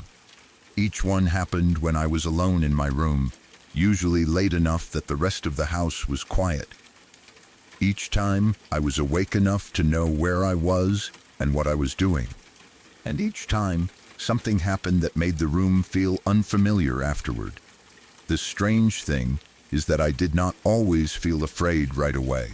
Sometimes I felt confused first. Sometimes I just froze. Sometimes I told myself there had to be an explanation, even while another part of me knew that what I saw or heard did not make sense. The first time was when I was lying on my bed, about to get on my phone. It was one of those ordinary quiet moments. I had probably been scrolling through something, checking messages, watching videos, or just getting ready to waste time before going to sleep. My room was dim. The house was not completely silent because the TV was on in the living room, and I could hear music or some kind of program playing in the background. That was normal. The living room TV was often on. Sometimes someone left it playing. Sometimes it was loud enough that you could hear bits of dialogue, music, commercials, or voices through the walls. It was always there in the background, familiar enough that I usually did not pay attention to it. But this sound was different. I was lying on my bed, reaching for my phone, when I heard a male voice. It was not loud like someone shouting in the hallway. It was not quiet like someone whispering nearby. It was somewhere in between. The strange part was that I could not tell where it was coming from. It sounded like it came from somewhere in the room, but at the same time, it felt like it was everywhere. The voice echoed, not in the way a real person's voice echoes in an empty hallway. My room was not large enough for that. It was more like the sound was inside the room without coming from a specific direction. Then it said, "Wake up." I froze. For a second, I thought it had come from the TV. That was my first explanation. Maybe a character on a show had said it. Maybe there was a scene playing in the living room, and the sound traveled through the house in a weird way. Maybe the music had stopped for a moment, and I only heard one line of dialogue. But it did not sound like it came from the TV. There was no background music. There were no other voices around it. There was no TV sound underneath it. It was just the voice. "Wake up."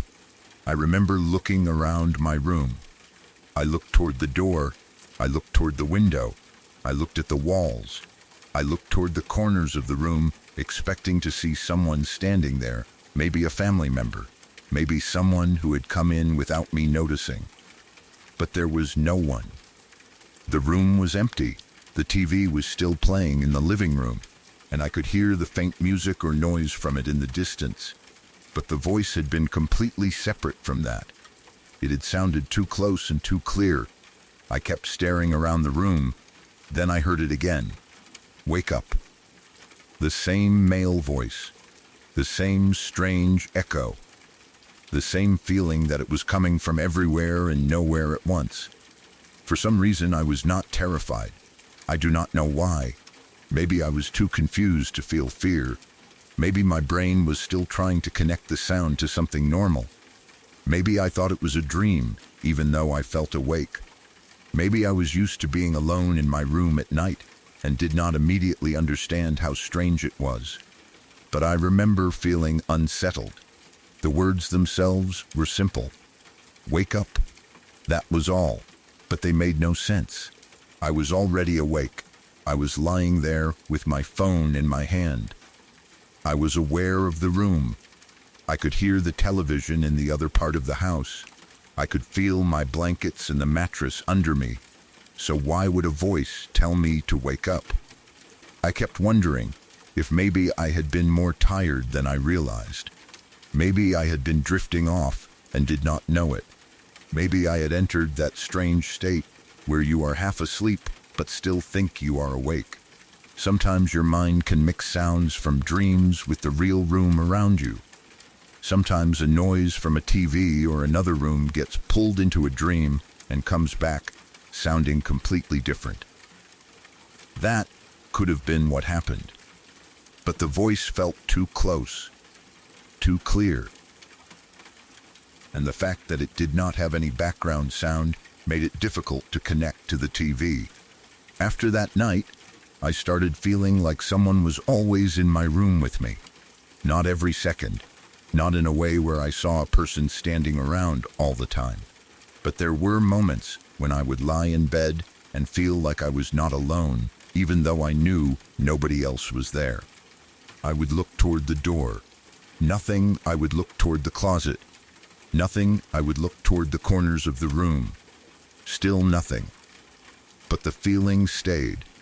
It was the kind of feeling that makes you more aware of every sound.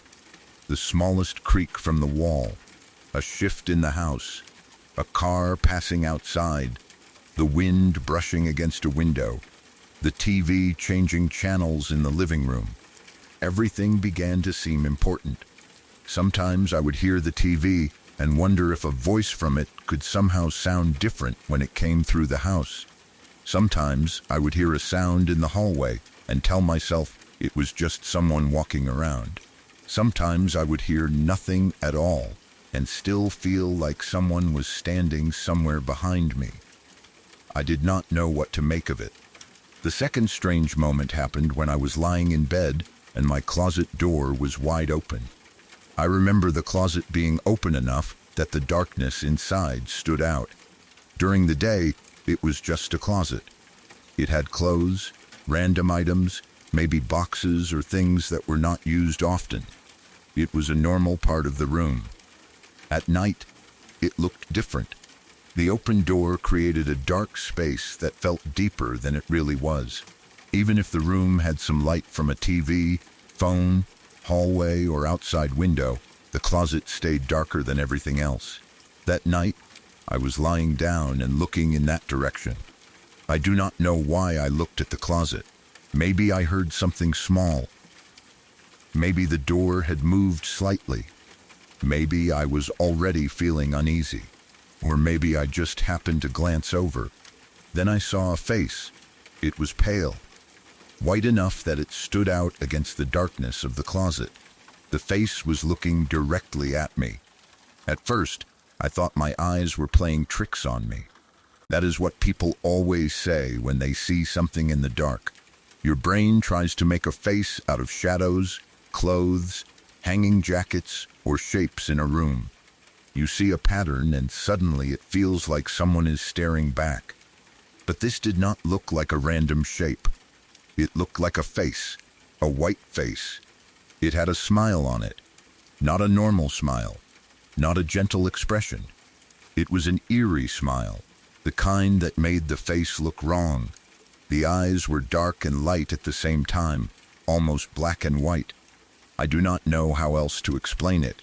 They seemed too empty to be normal eyes, but they were still focused directly on me. The face was just staring. It did not blink. It did not move. It did not disappear when I looked at it. It was there. I remember the fear hitting me instantly. The first experience with the voice had confused me, but this one terrified me. There was no way to ignore a face in an open closet. I wanted to look away, but I could not. I kept staring at it because I was too scared to move. My body felt heavy. I did not want to get out of bed. I did not want to walk over and close the closet door.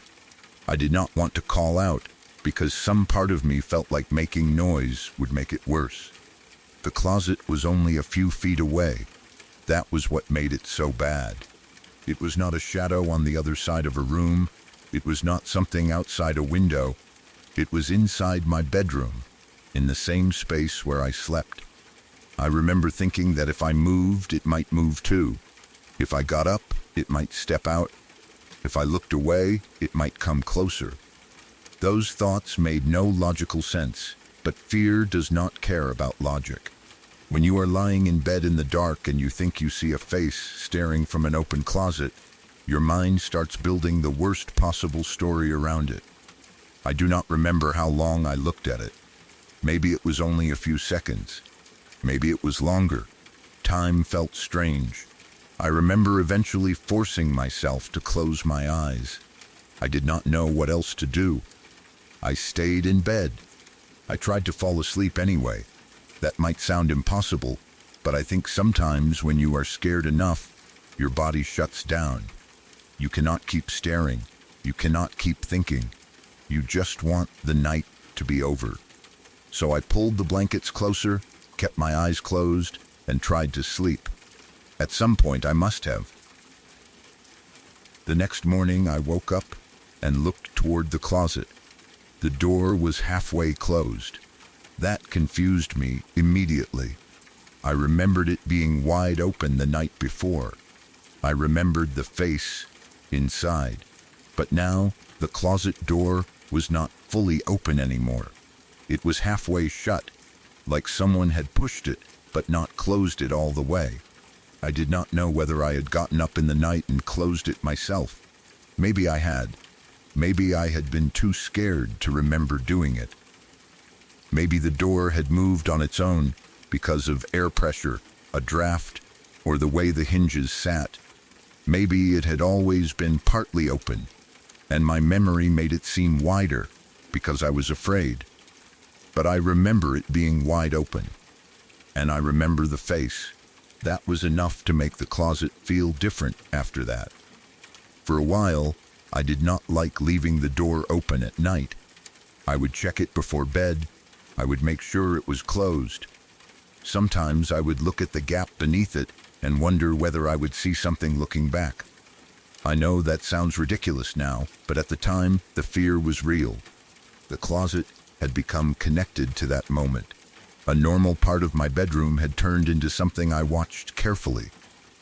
The third experience happened when I was on my phone in bed. I was lying on my back at first, scrolling or watching something. The TV was in front of me.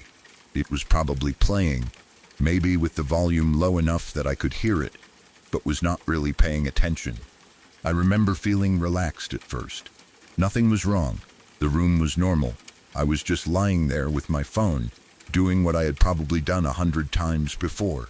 Then I turned over onto my stomach. I wanted to look toward the TV. Maybe I had heard something on the show. Maybe I wanted to see what was happening. Maybe I was bored of my phone and turned my attention toward the screen. When I looked up, I saw something on the ground. It looked like a clown. It was low to the floor, on all fours. Its knees and hands were pressed to the ground, almost like it was crawling, but it was not moving. It was staring at me. The clown had a smile on its face, not a normal clown smile painted on during some cheerful performance. This looked wrong. It looked like something pretending to be a clown, but designed to scare someone. I remember seeing its shape near the TV area. It was close enough that I could tell what I was looking at, but not close enough for me to understand every detail.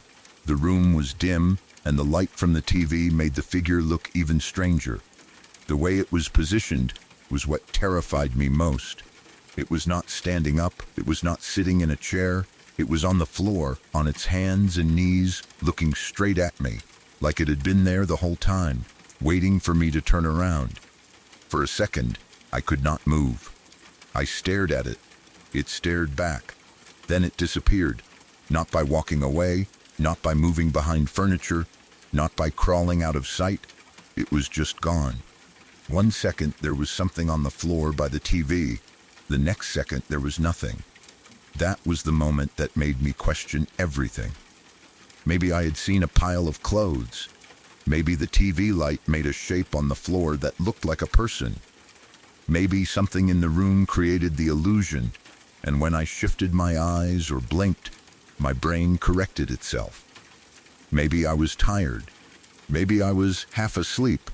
Maybe I was having a brief waking dream or a sleep-related hallucination. Those explanations make sense. They are probably more likely than a real clown-like figure appearing in a bedroom and vanishing in front of someone. But in that moment, it did not feel like an illusion. It felt real. I remember the exact shock of seeing it. I remember the smile. I remember the way it was crouched on the ground. And I remember the empty space afterward. After these experiences, I became even more aware of my room at night. Every object seemed capable of becoming something else in the dark. A pile of clothes on a chair could look like a person standing still. A jacket hanging from a hook could look like a face. A shadow from the TV could stretch across the wall and make a shape that did not seem to belong there. The closet door could look open even when it was barely cracked. A sound from the living room could seem like it was in the room with me. I started realizing how easily darkness can confuse you, but that did not make the memories go away. Because even if I could explain parts of them, I could not fully explain how real they felt. The voice had no background music. The face seemed to stare directly at me. The clown-like figure was there, then gone. I never found proof of anything. No one else heard the voice. No one else saw the face. No one else saw the clown. There were no recordings, no photographs, no marks in the room, No physical evidence that something had happened. Only me. Only my memory. That can be the hardest part about experiences like this. When you are the only person who sees or hears something, you start questioning yourself. You ask whether you were tired. You ask whether you were dreaming. You ask whether you misunderstood a sound. You ask whether fear made an ordinary shadow look like something else. You ask whether you should tell anyone, knowing they might laugh or say you imagined it. I have asked myself all of those things. Maybe the voice telling me to wake up was a fragment of sound from the TV, distorted by distance and sleepiness. Maybe the face in the closet was a pattern of clothes, shadows, or objects that my brain turned into a person because I was already nervous. Maybe the clown was a brief visual illusion caused by the TV light, a reflection, or something on the floor that looked human for a second. Maybe all three moments happened when I was tired enough that my mind was blending dreams with reality. That is possible, but I still cannot fully dismiss them. They felt too sharp, too close, too specific. The voice was not vague. It said two clear words. Wake up. The face was not just a shadow. It had a smile. The figure near the TV was not just a dark shape. It was on all fours, staring at me. Sometimes I wonder whether the experiences were connected.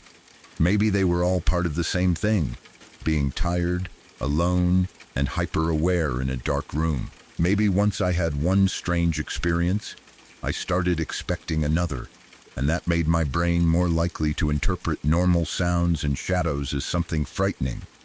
That would make sense. Fear can create patterns. Once you are scared of a closet, every sound from that direction feels important. Once you hear a strange voice, every noise from the TV can sound like words. Once you see something near the floor, every shadow by the bed can look like a figure. But I do not know if that is the whole answer. The feeling that someone is always in the room with me is hard to explain. It is not constant. It comes and goes. Sometimes I can sit in the room all day and feel completely normal. Then at night, when the lights are off and the TV is playing in another room, I suddenly become aware of the silence between sounds. I look toward the door. Nothing. I look toward the closet. Nothing. I look toward the TV. Nothing. But I still feel watched. Maybe it is just the room being dark. Maybe it is the memory of those nights. Maybe once a place scares you, your body remembers before your mind does. You can tell yourself nothing is there, but your heart still beats faster when you look toward the corner where you once thought you saw a face. You can tell yourself the voice was probably from the TV, but you still pause when you hear a man speaking in another room. You can tell yourself the clown was a shadow, but you still hesitate before looking toward the floor near the television. I do not know what these moments were. I do not say for certain that they were ghosts, spirits, demons, or anything supernatural. I do not know whether there is a paranormal explanation. But I also do not know how to explain them away completely. All I know is that I was alone in my room. I heard a male voice tell me to wake up. I saw a white face smiling from an open closet, and I saw something that looked like a clown on all fours near my TV before it vanished. Maybe there is a simple explanation for every one of those things. Maybe there is not. Either way, I still think about them. And even now, when I am alone in my room at night, I sometimes catch myself looking toward the closet before I go to sleep.